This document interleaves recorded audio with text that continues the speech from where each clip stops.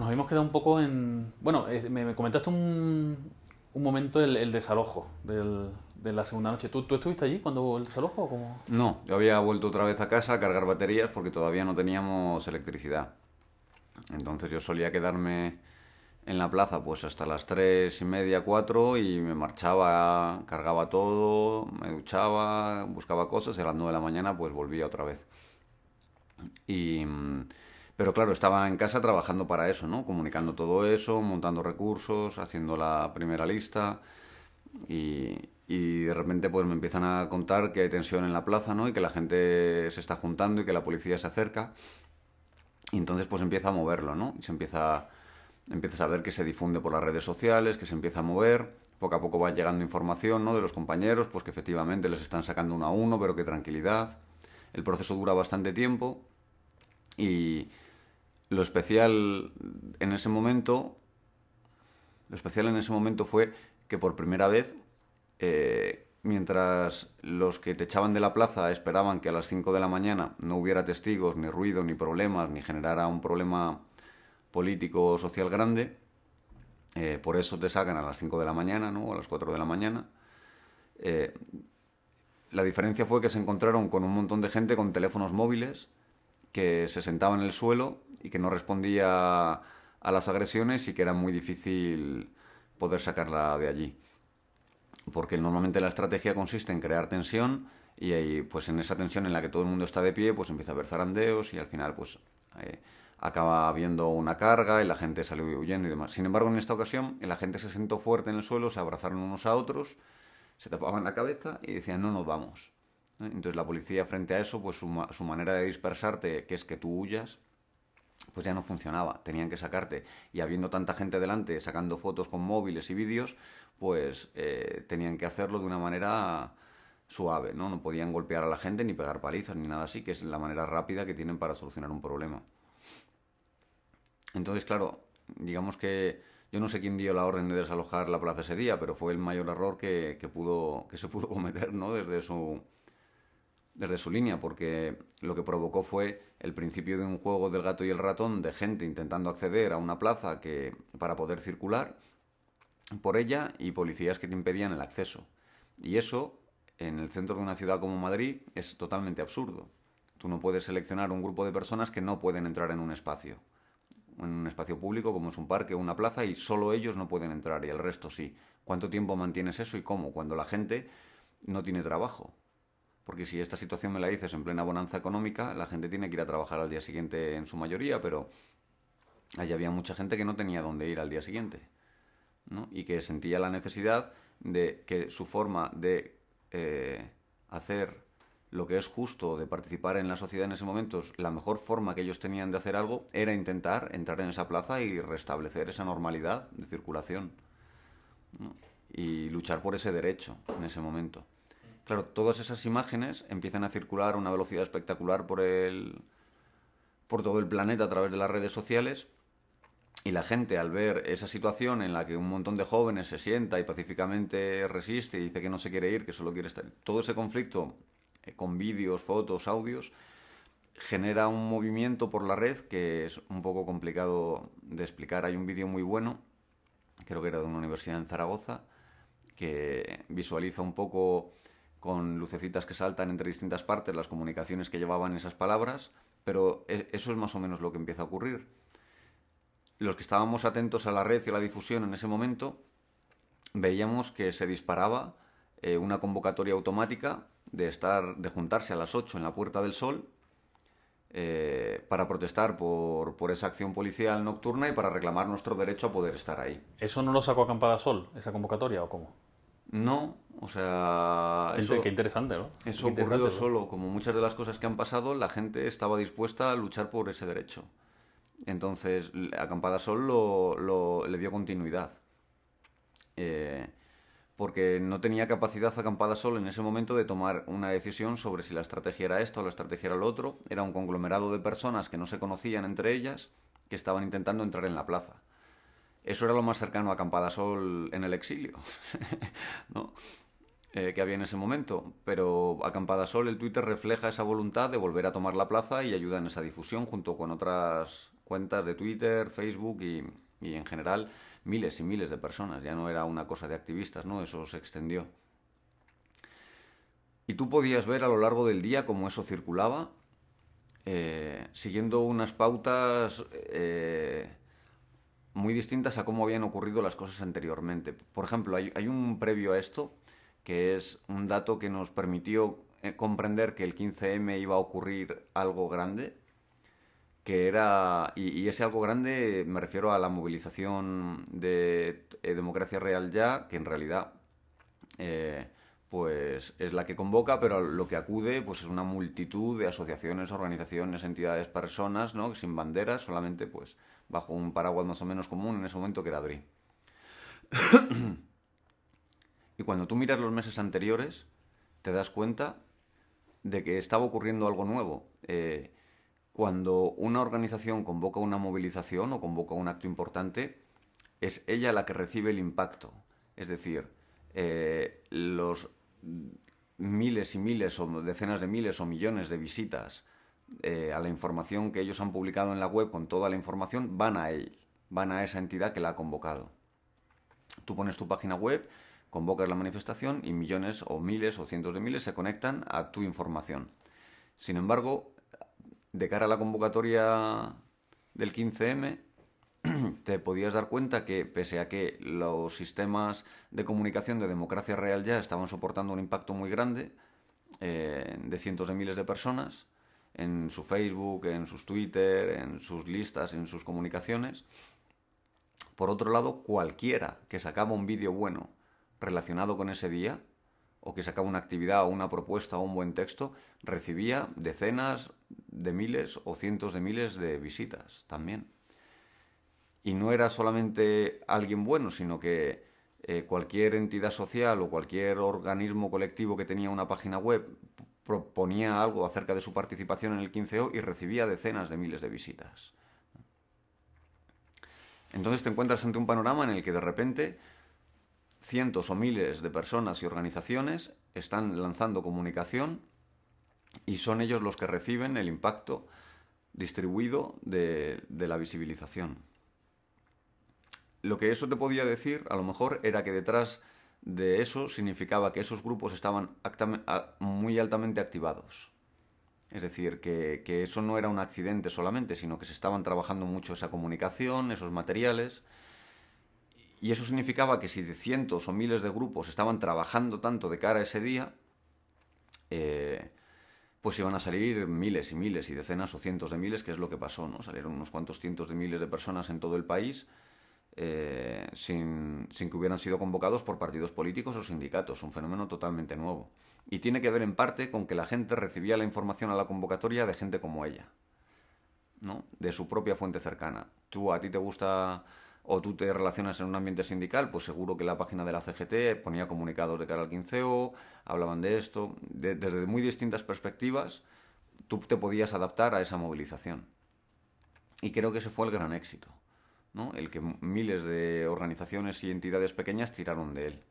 De la misma manera que veías ese fenómeno, que te decía algo anormal va a ocurrir, ¿no? Porque ya no hay un espacio central de información, sino que se ha macrodistribuido, se empezó a mover la información la noche del 17 al 18 y a lo largo de toda la mañana y hasta las 8 de la tarde del 18.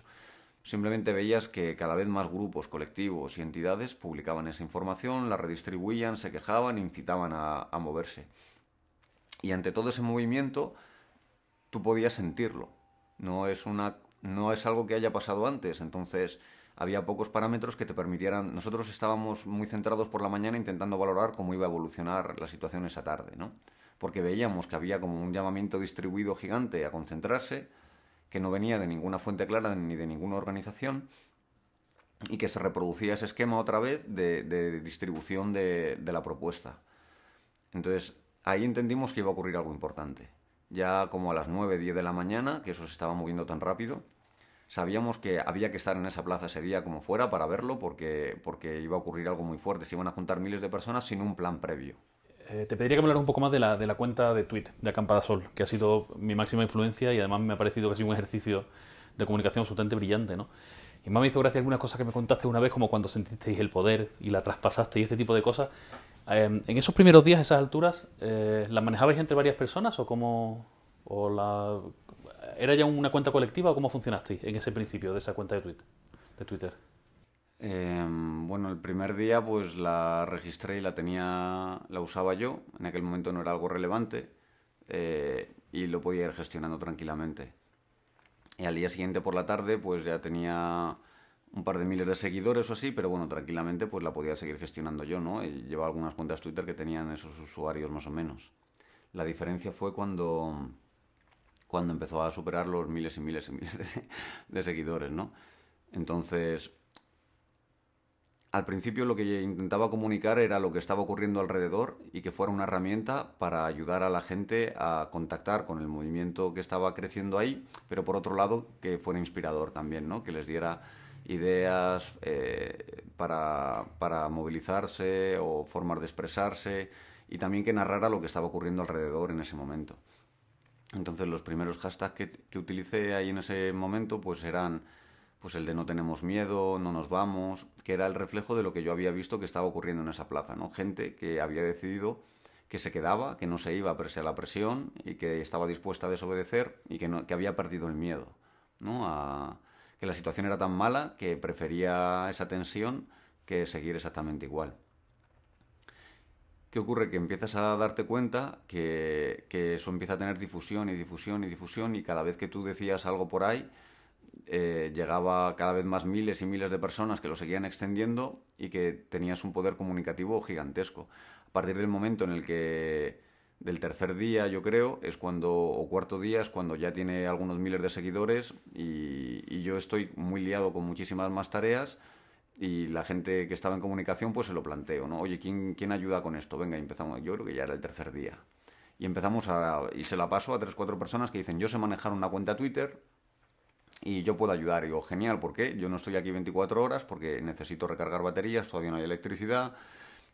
Y esto pues tiene que poder hacerlo cualquiera, en realidad, cualquiera que sepa. Digo, mira, más o menos lo he hecho así. Y mis mensajes iban en esta línea, incitar al resto de plazas a levantarse, darles solidaridad, dar visibilidad a las que lo estaban haciendo, avisar si en alguna plaza estaba ocurriendo algo malo, ¿no? Si había algún tipo de actuación policial que los desalojara o había detenidos y como intentar ir poniendo pequeños eslabones de esas cadenas que se estaban formando para que hubiera una relación de comunicación. Por otro lado, nos servía como herramienta de comunicación con las otras plazas. No había otra forma de comunicarse con las otras plazas que no fuera por Twitter, porque allí había miles y miles de personas y sabíamos que quien tenía la cuenta Twitter de esa acampada de alguna forma estaba en contacto con el resto de la acampada y la había puesto a disposición de la acampada, ¿no? Entonces a través de eso se empezó un poco a hacer las primeras redes entre las plazas del 15M. Eh, el problema es que, bueno, el problema no, lo hermoso llega un momento en que la cuenta pues tiene demasiados miles de seguidores como para que pocas personas tomen la decisión de lo que se escribe por ahí, ¿no?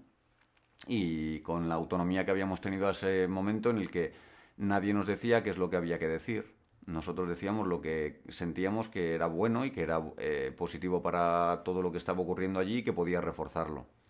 Pero no estábamos sujetos a una asamblea que determinara cómo había que trabajar ni cómo había que organizarse. Y ahí nos empezamos a preocupar, porque en aquellos momentos pues ya podía empezar a tener 20.000, 30.000 seguidores, la comunicación por ahí era mirada por la prensa nacional e internacional, era el centro, se estaba convirtiendo en un foco de atención global y eso pues no debía seguir siendo las decisiones de tres, cuatro personas. Entonces lo que hicimos en ese momento fue pues a las personas que estaban colaborando en ese momento en la cuenta Twitter, que ya eran 5 o 6, plantearles: entendemos que este poder es demasiado grande para que lo gestionemos solamente las dos personas o yo que lo estaba haciendo antes o los dos que empezamos luego que empezaron a ayudar, pues que esto hay que hacerlo de otra manera, ¿no? Este poder no puede estar en nuestras manos solo. Y además tenemos muchas más otras tareas importantes que hacer, que son críticas. Esto ya está en marcha, se va a alimentar solo, las reglas más o menos o la forma de trabajar es obvia, ¿no? En la comunicación, entonces, pues quienes consideráis que podéis hacer una asamblea, un grupo, y la gente que dijo, sí, de acuerdo, nosotros nos encargamos, hacemos una asamblea, nos encargamos de esta parte de difusión por aquí, La abrimos, ponemos unas reglas, unas metodologías, una organización. Hicieron un trabajo espectacular, ¿no? Un trabajo muy brillante. Agarraron una herramienta que había servido para crecer y para comunicar y para contaminar realmente y para hacer una pequeña organización inicial y la convirtieron en un monstruo comunicativo mucho más poderoso, ¿no? Entonces, por un lado, a nosotros nos provocó un alivio gigantesco el desprendernos de ese poder, y porque en realidad es muy peligroso. Eh, es muy fácil, tienes 50, 60 mil seguidores ahí, tú podías hacer tweets relacionados con cosas que te interesaran a ti, que a lo mejor no habías perdido la perspectiva del movimiento o de lo que estaba ocurriendo en un momento determinado, y la única manera de controlarlo era compartirlo. Así que ahí se abre a una asamblea abierta que toma esas decisiones, que sigue funcionando en la actualidad y que hace un trabajo excelente, la verdad. Yo entiendo además que el uso del Twitter acampada sola en un día será objeto de estudio y de tesis y de historias, porque a mí me ha parecido excepcional. Siempre, además, es una cosa que repito mucho. Y ha sido como mi principal guía, y si tengo una duda yo miro qué dicen estos y no se dejan llevar por rumores. Y habría sido tan fácil descarrilar por el camino. Sí. Sí, realmente, bueno, en realidad no me desprendí del todo de ello. Seguí colaborando como uno más de ese grupo durante casi un mes y pico. Pero cada vez menos, porque todas las otras tareas me interesaban también un montón, ¿no? Toda la parte de servidores, comunicación por web, ayudar a montar recursos, intentar hacer eso. Digamos que ahí pues ha habido aciertos, ha habido errores, ha habido todo tipo de fases, ¿no? Intermedias entre el éxito y el fracaso. Y hemos logrado algunos objetivos que han dado muy buenos resultados, y en otros pues no hemos conseguido buenos resultados. Nuestra idea inicial era crear un grupo abierto, asambleario, de técnicos que gestionaran todos los recursos para todo el movimiento que estaba tomando las plazas y que se organizaba a través de esas asambleas y de esas cuentas Twitter. Sin embargo, pues una realidad como la que creció después, pese a tener una visión previa que permita tener ideas, no permite saber cómo va a ser en realidad. Y es una realidad muy compleja, ¿no? La que ha nacido de todo eso.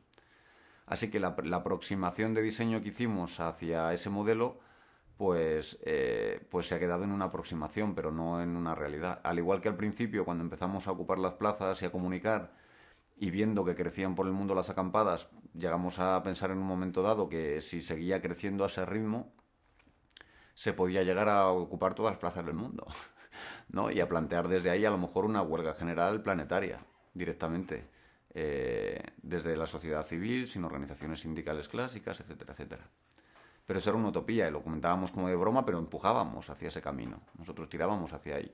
Dijimos, no llegaremos, pero hasta donde lleguemos seguro que hemos ayudado a crear bases para que se hagan redes muy interesantes para los años que vienen. Entonces no llegó ahí ni por aproximación. Muchas de las acampadas en el extranjero, en el exterior del Estado español, pues eran minoritarias o eran muy poquitas personas, otras eran muy grandes.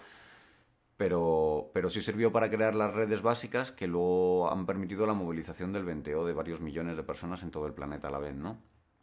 Entonces, nosotros planteábamos ahí un juego que era el aplicar los conocimientos previos y pensar cómo podría ser en el futuro eso, pero en un espacio de tiempo muy comprimido, bajo una gran presión, bajo 30.000 personas en la Puerta del Sol intentando entrar en la carpa de comunicación a ver qué era lo que se hacía allí dentro, creando una microciudad en paralelo en la que poder habitar y convivir, ¿no? Dentro del corazón de Madrid, que no es nada fácil. Tomada sin control de orden público, con nuestros propios servicios. Todo eso en paralelo, montarlo y pensar cómo montar un arreglo era pues... se hacía lo que se podía. No había una garantía de éxito en ningún campo. Yo creo que no salió nada mal en general, aunque a nivel técnico es cierto que no hemos logrado los mejores resultados del mundo en cuanto a comunidad. Sí es cierto que hay unos recursos estupendos que utiliza muchas asambleas del movimiento 15M, tienen muchísimas listas, cientos de listas, algunos cientos de blogs, pues cosas que nos han ido pidiendo, o herramientas como Propongo para hacer propuestas, ¿no? O el Usagidi para hacer mapas, pero la comunidad que lo mantiene es muy débil. Es muy débil. No, somos muy pocas personas y estamos muy desbordados de trabajo. Cuéntame, perdón que te corte, cuéntame algo del volumen, porque no sé si fue en Barcelona, en la charla aquella, o alguna vez me has contado algo de miles de usuarios de la cuenta de WordPress y la cantidad de correos. ¿Me puedes decir algunos números así?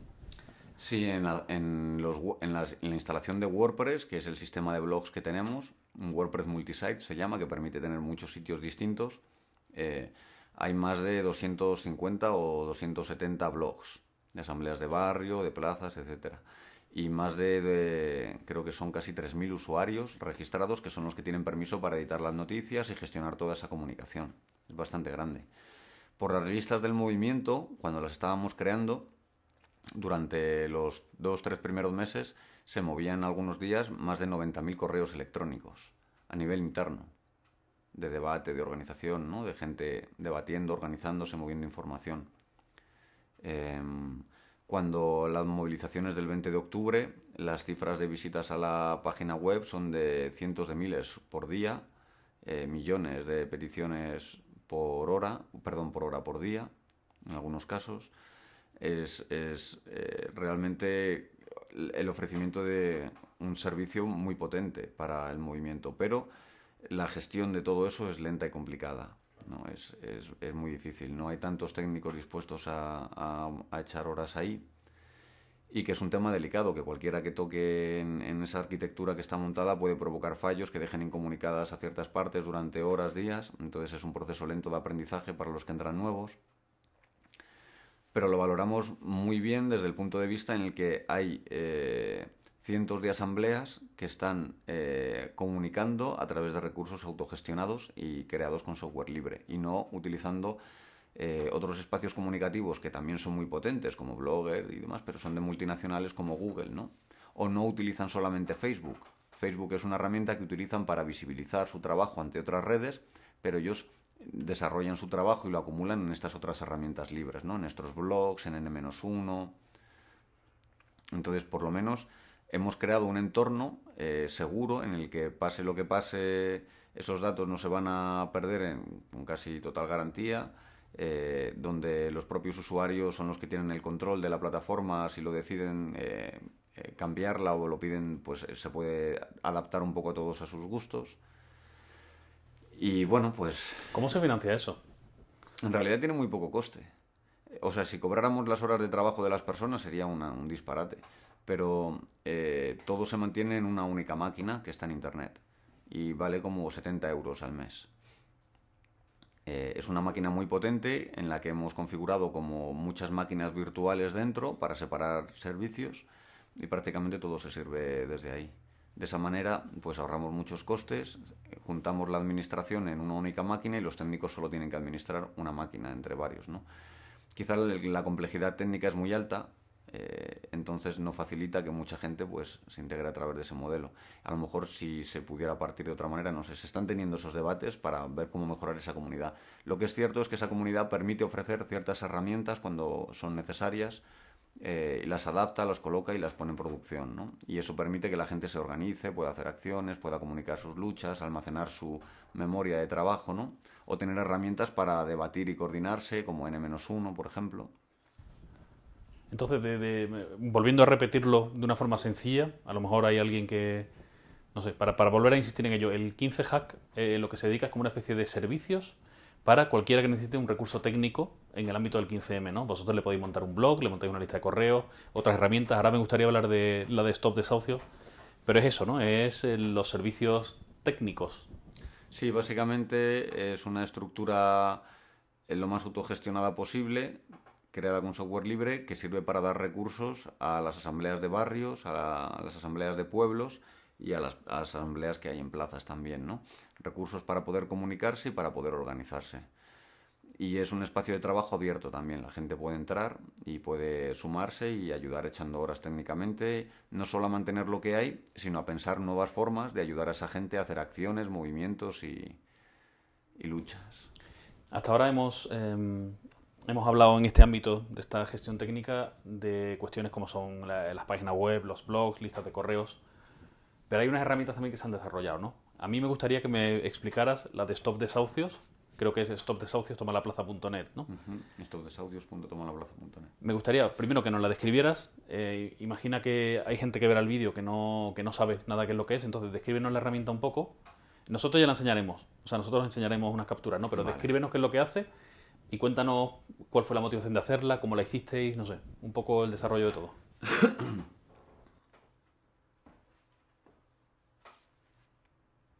Claro.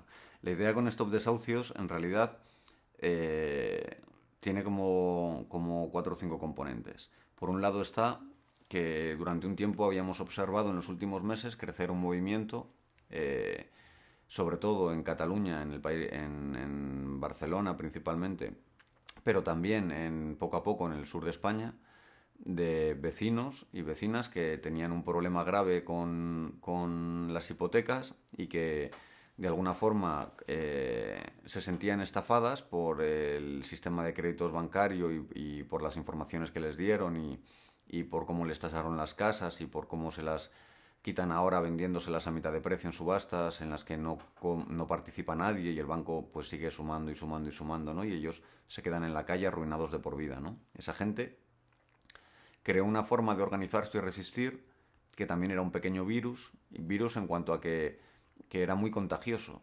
Era algo que tú podías tomar ese código y crear tu propio grupo rápidamente en base a esos códigos, ¿no? Y ser muy parecido pero no igual. Y tener la misma lucha. Y sin embargo tener otras estructuras que te iban a apoyar en esa lucha.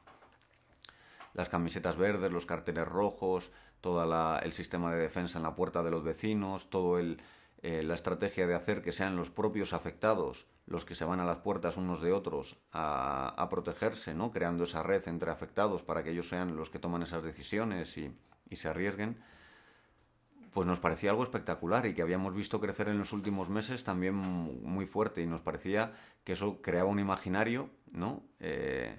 De desobediencia a la injusticia, de solidaridad entre vecinos, que era muy poderoso comunicativamente. Era muy llamativo y era muy importante en realidad esa temática. Es la gran crisis de este país, la están pagando los expoliados de la vivienda. Son la gente a la que por decenas y cientos de miles o millones les están echando de sus casas. Entonces ahí pensamos, bueno, eso estaba por un lado, ese virus que nacía. Por otro lado estaba el movimiento 15M, que llevaba ya una temporada en las plazas, que no lograba construir propuestas concretas, que era consciente de que tenía una gran capacidad de movilización instantánea y de desobediencia para llamar la atención, pero que no podía construir propuestas y que además tenía que construir cómo retirarse de la plaza para poder seguir viviendo, ¿no? Y para poder seguir luchando. Y no había líneas de trabajo, que darle a las personas que estaban ahí dentro para que pudieran apoyar una línea de trabajo relacionada con lo que sentían por el 15M fuera de la plaza, ¿no? Entonces se nos ocurrió, esto de los desahucios es una vía maravillosa. Y además lo oíamos a muchas personas en muchos barrios decir, pues en mi barrio echan a este, en mi barrio echan a este otro. En las asambleas del 15M era un tema recurrente también. Entonces pensamos, bueno, lo que podemos hacer es facilitar una herramienta que conecte esos dos mundos. Ese nuevo virus que está creciendo de Stop Desahucios, ¿no? De las plataformas de afectados por la hipoteca. Este virus que acaba de nacer, que es el del 15M y que tiene la necesidad de concretarse en algún punto y de sentir que es útil y de hacer cosas, pero que ahora mismo no tiene más salida que discutir en unas plazas, pues les damos esta posibilidad. Hacemos una herramienta que sea un sistema de alertas para ayudar a los vecinos a parar desahucios. Entonces, investigando un poco, pues rápido encontramos una plataforma que se llama Usagidi, está hecha con software libre y precisamente trabaja esos temas. Es una herramienta con un mapa en el que tú puedes reportar alertas y marcar su posición en el mapa. Por otro lado, los usuarios pueden apuntarse a recibir alertas y elegir dentro del mapa un radio de kilómetros para recibir alertas solo de esa zona, porque ellos no pueden acudir a un desahucio de Madrid si viven en Barcelona, pero pueden acudir a los de Barcelona, o incluso dentro de Cataluña entera puedes seleccionar tu trocito norte de la ciudad porque tú no te quieres desplazar de ahí más porque te cuesta mucho, porque eres mayor, lo que sea, o tu barrio solamente, ¿no? De esa manera conseguíamos 3 objetivos. Por un lado, dábamos una salida o una oportunidad de trabajar una línea que era necesaria socialmente, que es la de ayudar a estas plataformas de afectados por la hipoteca. Por otro lado, al ir recibiendo alertas de desahucios, íbamos generando datos. Por primera vez podíamos pensar en tener datos que fueran nuestros, aunque quizás eso también nos hemos encontrado con la realidad, que es que el desahucio es un proceso muy estigmatizado en este país. La gente a la que se la desahucia no lo dice, porque es como un bajón en una escala social y la gente pues lo sufre en silencio, ¿no? Algo que es realmente terrible. Pero a nosotros nos ha servido de momento para tomar ciertos datos que nos indican pues que se puede estar echando a ciertos porcentajes de personas. No son válidos para hacer una estadística real, pero nos empiezan a dar una información que no hemos tenido por ningún otro lado, porque nadie da las cifras de cuántas familias ha echado el Banco Santander. Sabemos que ha habido, no sé si dijeron, 300.000 desahucios en los últimos 3 años aproximadamente, o 500.000. Si hay 2 personas por vivienda de media, pues estamos hablando de entre 600.000 y 1 millón de personas. Si hay 3 personas de media, pues estamos hablando de 800.000 o 1,5 millones, 2 millones de... No sabemos qué está pasando ahí. Están echando a ciudades enteras como Alcorcón, ¿no? Poblaciones enteras como Alcorcón desalojadas en cuestión de 8 o 9 meses o un año. Lo que pasa es que al ser gota a gota y por separado, la población no lo percibimos así. Pero si tú te pones a mirar cifras, vacían Alcorcón o Móstoles en 7 o 8 meses echando a todas las personas a la calle. El problema es que camuflado entre toda la sociedad eso casi no se nota. Y tampoco sabemos cuántos menores expulsan esos bancos a la calle, ni cuántos minusválidos, cuánta gente con minusvalías, ni cuántas de 65 años, ancianos y jubilados, ¿no? O cuántos enfermos terminales. No tenemos ningún dato de todo eso. Entonces, con el mapa retomamos algunos de esos datos y sabemos algunas cifras, ¿no? Son pocas y queremos dejar que avance más para tener algo más serio que decir, pero te das cuenta de que están echando a muchísimos menores de sus casas y a muchísimos ancianos. Son las capas más desvalidas de la población las que están sufriendo y pagando este expolio. Entonces, con el mapa conseguíamos datos que sirven para construir discurso, que sirven para construir crítica, que pueden permitir que otras entidades planteen ese debate en otros foros y en otros espacios, a nivel mediático, político y en las calles. Conseguíamos una lista de pisos vacíos, por si las familias que estaban siendo desahuciadas necesitaban un techo para dormir ahora en invierno, pues que tuvieran una lista de direcciones, oiga, esto es de los bancos, los tienen vacíos por decenas o cientos de miles, y usted está pasando frío con niños, pues aquí tiene estas opciones, ¿no? Y hagan lo que tengan que hacer. Y por otro lado conseguíamos un sistema de alerta que permitiera que las asambleas de barrio y muchas personas se enteraran inmediatamente cuando un desahucio era confirmado, ¿no? Porque cuando tú mandas una alerta de un desahucio, el sistema no la aprueba automáticamente. Eso va a una moderación, hay moderadores de muchas ciudades del país que cuando ven que la alerta corresponde a su ciudad y es de este barrio, pues buscan a la asamblea de barrio y le informan. Oye, hay una persona en el número tal, tal, ir a verla y estudiar el caso.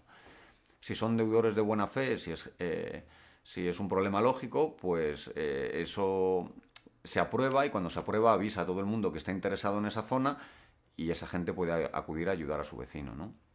Entonces conseguíamos los 3 puntos: dar una salida política, tener capacidad de analizar qué estaba ocurriendo y de generar discurso en base a ello y a intentar bloquear el proceso en la medida de lo posible para apoyar la solución de ese conflicto puntual en ese momento, porque los afectados por la hipoteca luchan porque con esa presión de bloquear el desahucio el banco pueda intentar llegar a negociar algún tipo de salida menos perjudicial que la que le están dejando a los afectados, ¿no?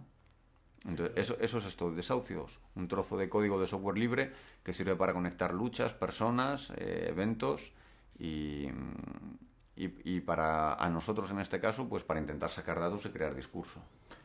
Y además en la línea de lo que me dices el código está liberado y el que quiera lo coge, lo transforma y lo aplica para lo que quiera, ¿no? En realidad es maravilloso la utilización que tiene ese código porque se utiliza desde para monitorizar desde la sociedad civil procesos electorales en territorios violentos como por ejemplo en México a víctimas de represión sexual con las guerrillas y las invasiones paramilitares que hay en Kenia, en Mozambique, en toda África, ¿no? Pues en esos países se utiliza mucho, por ejemplo, para sacar datos y plantear el conflicto público con datos reales y una visualización sobre violencia de género, narcotráfico o otros conflictos, ¿no? Permite visibilizar qué está pasando ahí. Entonces, eso se puede utilizar para lo que tú te puedas imaginar que se puede utilizar, claro.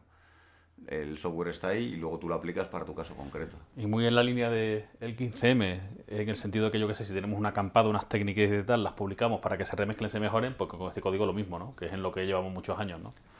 Claro. Toda mejora que tú le haces a una pieza, pues la compartes para que otros puedan apoyarse en ella, ¿no? Y utilizarla. Nosotros no hemos retocado en realidad gran parte del código, lo hemos puesto un poco más bonito en la portada, pero en realidad es prácticamente como está por defecto, ¿no? Sirve, es muy bueno, está muy bien pensado. Muy bien. Vamos a ir acabando. Me gustaría ahora volver otra vez al lado personal de la experiencia y te voy a hacer un par de cuestiones y estamos ya, ¿no?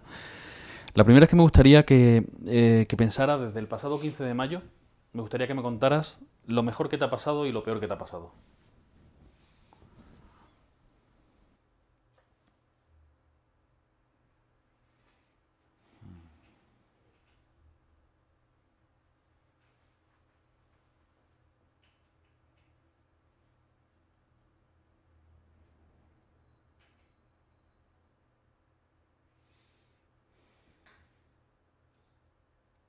En lo mejor hay muchas cosas. Es muy complicado elegir, porque ha sido realmente espectacular. Recuerdo, recuerdo con mucho cariño en lo humano el cuarto o quinto día, cuando llegué a Sol y ya casi no podía ni entrar. Ahí iba creciendo, creciendo y en aquel día ya casi no se podía entrar. Era gigante, ya estaban televisiones de medio mundo por allí en medio. Y cuando tras 20 minutos de estrés por la multitud logré entrar en la carpa de comunicaciones, ver a mis compañeros al fondo mirándome y, y no saber ni qué decirnos. Y simplemente una presión, ¿no? Una emoción tan gigante y avanzar hacia ellos y tirarte a sus brazos, a darte un abrazo enorme, que estaban Miguel y Clara en ese momento, ¿no? Y darme un abrazo con ellos y estar llorando 15 minutos sin parar seguido, ¿no? Con una emoción gigantesca de decir, madre mía, la que se ha liado, ¿no? La que se ha liado, cómo ha crecido esto y joder, la gente ha despertado, ¿no? De alguna forma un poco, mínimamente, con la que nos estaba cayendo, ¿no? Y todo lo que estaba pasando y todo el mundo callado y demás. Y de repente, mira, o sea, hemos podido participar en que, con una gotita nuestra, en que algo así, pues haya llegado a ser esto y a saber lo que va a ser después, ¿no? Y en medio de toda esa emoción recuerdo muy bien esos 15, 20 minutos abrazados, llorando sin parar y como que, bueno, alrededor nuestra había un mundo impresionante de cámaras de televisión, de miles de personas, de una ciudad microconstruyéndose, conexiones internacionales y entre todo eso, como si pudiera dejar de existir, el quedarnos ahí fundidos 15 minutos llorando y soltando toda esa emoción, ¿no? Fue de las cosas que más cariño a las que más cariño le tengo. ¿No? Fue realmente brutal. Y luego, eso en lo humano y en lo político, se basa en ese despertar, sobre todo. ¿No?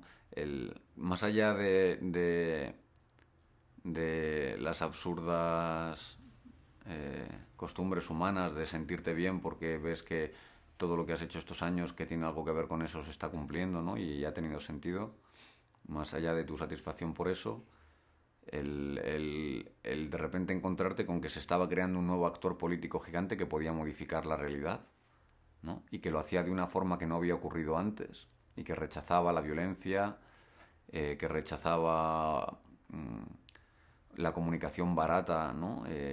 Y el populismo y que aceptaba ser capaz de no llegar a acuerdos, ¿no? Como una forma de relacionarse, ser capaz de hacer cosas en común sin llegar a acuerdos, ¿no? También me parecía algo realmente espectacular. La sensibilidad que se creó entre todas esas personas también es parte de esa política, ¿no?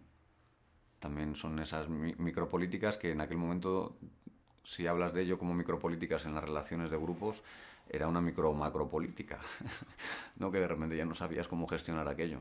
Entonces, en lo político me fascina la creación de esos multienjambres, de esa inteligencia colectiva capaz de tomar el poder del centro de la ciudad de manera masiva, convertirse en su única autoridad, ¿no? En nosotros decidimos qué hacemos con nuestra vida, y el capaz de ceder ese poder y la inteligencia de saber retirarse, ¿no? Para poder seguir construyendo desde otros lados. A mí eso es lo que me ha fascinado. Y lo peor, lo peor, o sea, lo mejor es lo peor a la vez, ¿no? Tiene esa dualidad toda esta situación, en la que lo peor es la angustia de sentir a veces que no se concretan cosas que podrían servir para cambiar, ¿no? Pero me niego a pensar que eso es lo peor, porque en realidad creo que por mucho que hubiéramos intentado construir estructuras rígidas o válidas para modificar el poder actual, no hubiéramos conseguido algo medianamente relevante que nos ha permitido mantener una coherencia con el no nos representan, ¿no? Y el no queremos representar a nadie.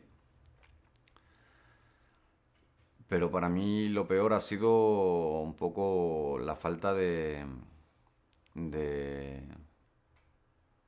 poder concretar eso. Eso es lo que yo he sentido que me falta un poco. Quiero decir, hubo un momento en el que sí pensábamos que eso servía para realmente hacer un vuelco en el sistema electoral, por ejemplo, ¿no? Un despertar de la gente que llegara a acabar con el gran problema que tenemos del bipartidismo. Y el encontrarte con que eso no iba a ser así pudo ser en un momento dado lo peor. No me convence esto que te estoy diciendo en realidad. Necesitaría pensar un poquito más sobre ello. Sí, porque no encuentro algo que sea realmente lo peor, lo peor. Veo muchos errores que hemos cometido, entiendo que hemos fallado en muchos puntos, entiendo que lo peor puede ser tantas cosas. Por ejemplo, para mí a veces es muy malo no tener esa cultura política, no cultura política, sino ese conocimiento histórico sobre cómo se han movilizado las personas en muchos países, las diferencias de clases, cómo se han organizado, cómo han logrado construir ciertas cosas. La falta de ningún tipo de experiencia previa asamblearia es una bendición y es una condena. Claro, esto va un poco por el lado personal y no sé si emoción, no sé, pero no te preocupes, o sea, no hay problema, me parece bien lo que has dicho y está bien no saber reconocer, no se trata de saber identificar, ¿no? No tengo claro qué es lo peor, claro, en realidad. Vale. Hay cosas que no me gustan, pero como decir que algo es lo peor ahora mismo, no podría seleccionar alguna. En mi caso yo creo que sí, o sea, creo que sí, quizás lo tengo identificado, tampoco estoy muy seguro, pero yo creo que es la violencia a la que he asistido. A mí no me han pegado, pero he visto de repente una violencia muy cercana a gente que conozco y que quiero y que aprecio, y a vecinos, y unas circunstancias que para mí ha sido absolutamente terrible experimentarlo y muy revelador y sobre todo muy triste el entristecerme de demostrarme o de constatar que vivo en un país que pasan esas cosas, cosa que yo no sabía, porque a mí ese aspecto también ha cambiado mucho, ¿no? Yo soy muy naif y muy burguesito o lo que sea, y yo te aseguro que a mí en el mes de abril de este año la típica historia del pelos que te viene, no, la policía me coge, no, me pega, me lleva, no sé qué y tal, yo siempre he dicho, andan, ¿qué me estás contando? Pero es que ahora, de verdad, después de vivir estos meses me he dado cuenta que pasan cosas. Y hay violencia y pasan cosas que no te crees y... Bueno, en ese aspecto quizá concreto, ¿no? Y es una cosa que me ha puesto muy triste. Yo creo que está muy bien porque me he empezado a enterar en el mundo en el que vivo, pero está muy mal pues porque ha sido una experiencia muy dolorosa y muy triste, ¿no? Entonces, bueno, cada uno tendremos mil cosas. Tampoco estoy seguro de si es lo peor. Había unos momentos, por ejemplo, donde yo creía que lo peor era precisamente algo que tú decías de no haber podido concretar nada, ¿no? El poder que hubiéramos tenido si el 20 de mayo salimos de allí con nuestro papel de las 4 peticiones, que es el mismo papel que queremos todos estos millones de ciudadanos, y lo repicamos y nos lo tatuamos, empapelamos el mundo con eso y es esto. Por mucho tiempo pensé que eso... No, pero ahora tampoco lo sé, la verdad. Es un poco... No, porque lo que tiene de bueno lo tiene de malo, claro, y lo que tiene de malo lo tiene de bueno. Quiero decir, no es malo en sí ni bueno en sí, sino que tiene trozos de todo. Nos ha dado unas grandes ventajas y no nos permite llegar a otro lado. Pero tampoco tenemos por qué saber la solución. Ha habido periodos en la historia en los que no ha habido unas fórmulas claras por las que tirar, ¿no? Y no tenemos la obligación, nadie nos va a imponer la obligación de responder a esos ritmos. A mí me pareció muy inteligente el no ceder a esos ritmos. Quizá una de las cosas dentro de lo mejor fue el no ceder a las presiones de los medios de comunicación de que nos concretáramos, de los medios de comunicación y de los partidos políticos, ¿no? Y decir, bueno, concretar, pero bueno, ¿cómo voy a concretar unas propuestas para solucionar algo utilizando cartones para escribir en ellos con rotuladores prestados, cuando tú llevas 30 años con miles de millones que hemos puesto entre todos para hacerlo bien y no has sido capaz y nos has traído hasta aquí. ¿No? Entonces, ¿cómo me puedes pedir a mí en 4 días con mis cartones y mis rotuladores que te haga un mapa de la solución de esto? Pues no voy a entrar a ese juego, ¿no? Ese juego es tu juego, en el de las noticias, las ideas sencillas, las 4 etiquetas que puedes comunicar a través de tus medios y resumir todo en esas 4 pues el mundo no es tan sencillo y no lo vamos a resumir en 4 propuestas, porque no las tenemos, porque es imposible que las tengamos en el tiempo que se nos pide. Para mí esa fue una de las mejores cosas que se pudo hacer en el 15M, que hubo una gran tentación de caer en ellas, ¿no? Precisamente por la falta de experiencia de la mayoría de la gente de este país en situaciones de concreción de movimientos políticos, ¿no? O un poco de historia o perspectiva política. La gente pues llega y dice, ah, sí, claro, hay que decir, claro, pues les han enseñado en la televisión que tú llegas, haces esto, pones tu partido, planteas tu programa, se vota, ganas y fin. Bueno, pues todo eso es mentira. Y eso es parte de un sistema de gobierno que ahora mismo nos ha traído hasta la situación que tenemos aquí ahora. Entonces, como no podemos repetir eso, no vamos a empezar simplificando las propuestas o los debates. Sería necesario debatir meses o años algunas cosas para llegar a acuerdos, porque hay muchas partes implicadas distintas. Hay millones de personas, ¿no?, en este país que tienen su propia idea, que se puede contrastar, debatir y seguro que se puede llegar a cosas comunes. Pero, en ello estamos, ¿no? En ello estamos. Pero no bajo las prisas del New York Times, o del diario El Mundo, o del diario El País. Porque no es nuestro problema que ellos necesiten publicar que ya tenemos concreciones. Y sobre todo porque te llevan al desastre. Simplificar los problemas así es parte del problema que tenemos ahora mismo. Entonces, una de las mejores cosas que ha tenido el 15M es precisamente aceptar sus propios tiempos, ser el dueño del reloj, ¿no? Nosotros gobernamos nuestro tiempo y nosotros decidimos qué discutimos, cuándo, cómo, si discutimos o no, y no tener esa necesidad de llegar a ningún acuerdo, ¿no? Porque era muy necesaria esa capacidad de debate en este país. Era muy necesario que la gente se pudiera encontrar, expresarse, debatir y contrastar sus ideas, ¿no? Y darse cuenta de que muchas de sus ideas no tenían sentido. Pueden ser las mías también, cuando las contrastas con otras personas, ¿no? Ese enriquecimiento era imprescindible. Y eso es lo que la gente más necesitaba hacer, ¿no? Y eso ya está en marcha. ¿Cómo se pasa desde ahí hacia otro lado? Pues eso ya vemos otra cosa. Otra cosa que me gusta mucho del 15M, de las mejores, es cómo toma decisiones. Si es que se puede llamar toma de decisiones a ese proceso, ¿no? En realidad, al carecer de una estructura estable, sólida y bien definida, funciona por contaminación. Tú no puedes llevar una propuesta a un sitio para que el 15M la apruebe. Tal cosa ni ha ocurrido ni va a ocurrir, porque el 15M no se reúne. Pues es imposible. Si 7 millones de personas, como decíamos antes, han participado, pues por ahí no va la situación. Entonces, ¿cómo puedes hacer para que algo que tú crees que es interesante pues se propague y pueda llegar a mucha gente y pueda llegar a ser una realidad? Y ahí entra el modelo de la contaminación. La gente, a través de estas redes que se han creado, debate, propone, estudia ideas, lanza una y por agregación de otras entidades autónomas se convierte en una propuesta grande.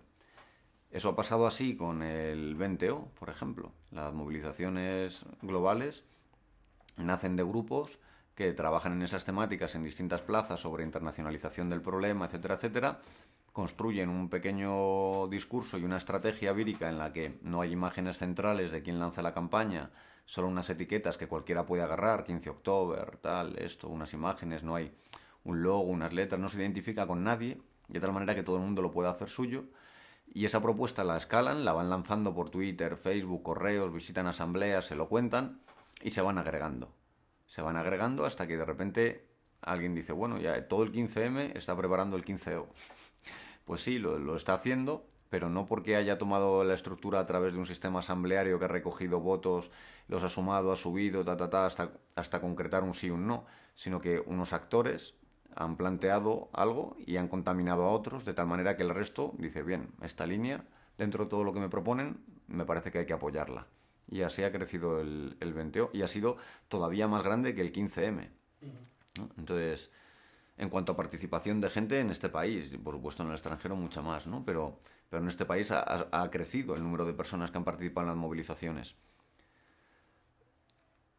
Si hay una entidad que convoca a juntarse ahí, tú puedes estar de acuerdo o no, haberte sentido parte o no. Si tú ves un virus y colaboras en su difusión, eres parte automática. Con lo cual tienes capacidad de agregarte mucho más fácilmente que si recibes la información desde otro lado, ¿no? Por eso aparecí yo el 15M por allí. Exactamente por eso, ¿no? Pues bien, Dani, yo creo que vamos a acabar. Te haría una pregunta un poco... vamos a elucubrar. Imagina, ¿tú qué crees que va a pasar con todo esto? ¿Dónde vamos a ir? ¿Qué va a ser de nosotros en el futuro? El problema de hablar del futuro cuando te grabas en vídeo es que tienes un juez luego que tiene todas las pruebas, ¿no? Sobre todo este vídeo que va para internet y se queda ahí, se multiplica y se... Pero después te doblamos. Dentro de un año y tal lo doblamos, no te preocupes. Y cambiamos el... Puedo decir hacia dónde me gustaría en modo soñador, activista, hacker que he tenido estos últimos años y luego por donde creo que puedo ir realmente, ¿no? En modo activista en el que siempre apunto al cielo y llego hasta donde pueda, lo que me gustaría es que fuéramos capaces realmente de construir herramientas de presión que nos conviertan en un actor real. Y para mí ser un actor real significa tener capacidad de hacer daño. Y esto puede sonar un poco mal, pero es cierto. Es decir, nosotros siempre pedimos, no exigimos, pero no plantamos ningún otro tipo de posibilidad de dolor al adversario político, ¿no? Dolor no físico, sino dolor económico o precio político, ¿no? Para un grupo con el que estás teniendo ese conflicto.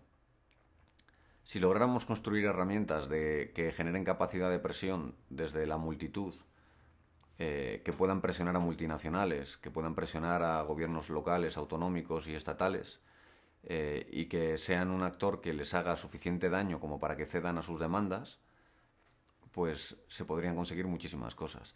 Y entonces para mí el futuro sería trabajar en cómo construir esas herramientas de lobby ciudadano que permitan que la gente consiga conquistas sociales y avances, ¿no? No estar siempre a la defensiva de que nos quitan derechos. Sin embargo, en la realidad, el escenario económico que viene lo que nos indica es que ese recorte de derechos va a ser muy duro. Y es un escenario a 3 años, como poco. Puede que sea fácilmente a 5 años y el bajar, quiero decir. Y lo otro es tocar fondo, ¿no? Y a partir de ahí no sé cuánto tiempo estará hecho un desastre hasta que se vuelva a colocar. Entonces, si son 3 años de ese escenario, si nos van a recortar derechos, un movimiento como este no va a hacer sino crecer. Porque es muy complicado atacarlo y criminalizarlo como se ataca a un sindicato, donde hay gente que cobra por hacer ese trabajo, te estás lucrando, esto, lo otro. El 15M tiene otras fortalezas y otras debilidades distintas, ¿no? Desde luego, descoloca a sus adversarios, ¿no? No saben en qué posición ponerse. Hoy no lo critican demasiado, luego lo critican mucho, luego intentan dividirlo, luego ven que por mucho que sigue subiendo de gente y no tiene su estrategia fallado, ¿no? Entonces no sabría muy bien por dónde tiraría el problema, pero sí está claro que va a permitir que el movimiento siga creciendo. Y ahora mismo son algunos millones ya en España. Y ese seguir creciendo no sabemos cómo puede ser exactamente, ¿no? Pero nos va a unir en torno a esa lucha contra esos recortes.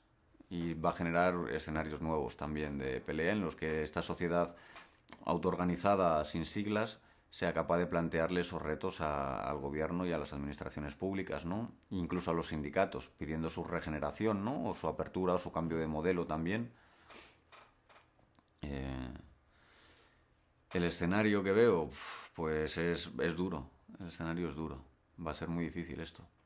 Va a ser muy difícil porque cientos de miles de personas están dejando de cobrar las prestaciones en los próximos 6-7 meses. No te sé decir cifras, pero pero en los medios de comunicación las puedes ver y asusta. Asusta porque se quedan en la nada. Y cuando hasta ahora se estaban apoyando unos trabajadores en otros, a ti te faltaba algo, te invitaban a cenar, cuando a todos les falta, el problema toma otro color.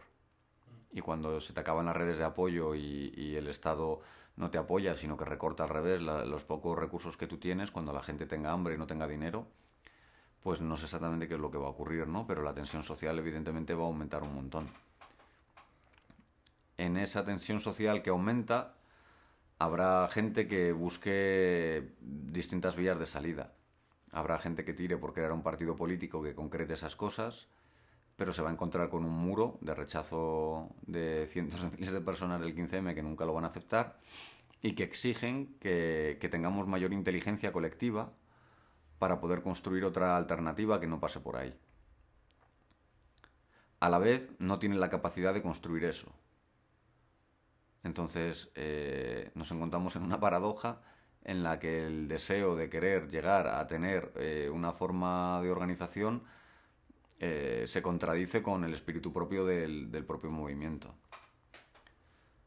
Entonces eso me preocupa desde el punto de vista de la motivación de la gente, ¿no? Porque en un conflicto de este nivel, pues la moral de la tropa es un punto clave, ¿no? Y para que la moral no se hunda hay que lograr conseguir ciertas victorias. Pero esto no siempre es cierto. Aun derrota tras derrota puedes seguir creciendo. Hay otros movimientos que te pueden enseñar esta lección, donde derrota tras derrota política no han hecho sino más que crecer, ¿no? Hasta la derrota final, ¿no? Que no sabemos cuándo podría llegar, hasta la gran derrota final. Pero si te siguen derrotando y sigues creciendo, y la gente se sigue sumando a esta línea crítica, ¿no? Y a esta propuesta de participar en debates públicos abiertos y pensar soluciones, pues yo creo que ahí está nuestra gran victoria como sociedad civil.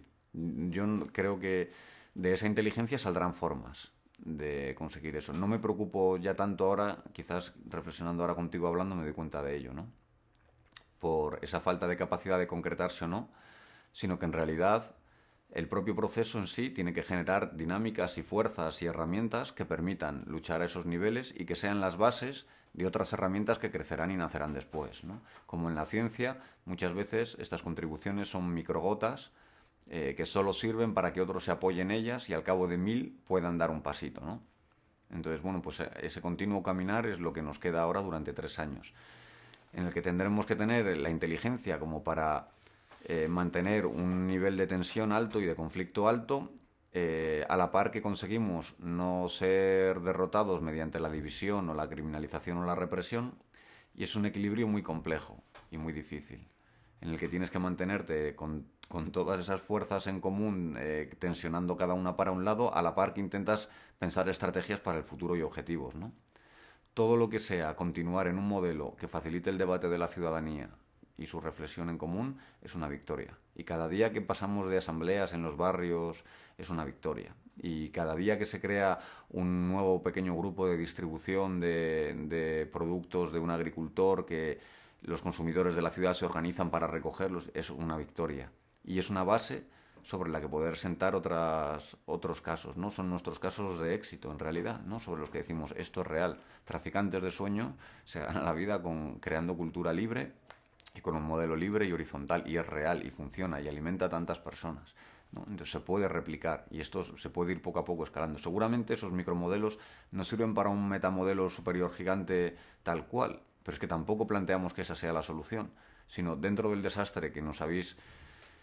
en el que nos hemos metido como sociedad y en el que estamos viviendo, queremos vivir de otra manera y sin... nos lo ponéis difícil, no vamos a parar de intentarlo y aquí están las pruebas, ¿no? Hemos logrado construir estas piezas, ¿no? Que nos permiten vivir, ¿no? Vivir esa realidad y sentirla y que sea real y que no sea una utopía, ¿no? Porque en base a la palabra utopía se desacredita mucho de este trabajo, ¿no? Pues esto es real y esto lo hemos construido haciéndolo así, documentado, que otros puedan utilizarlo.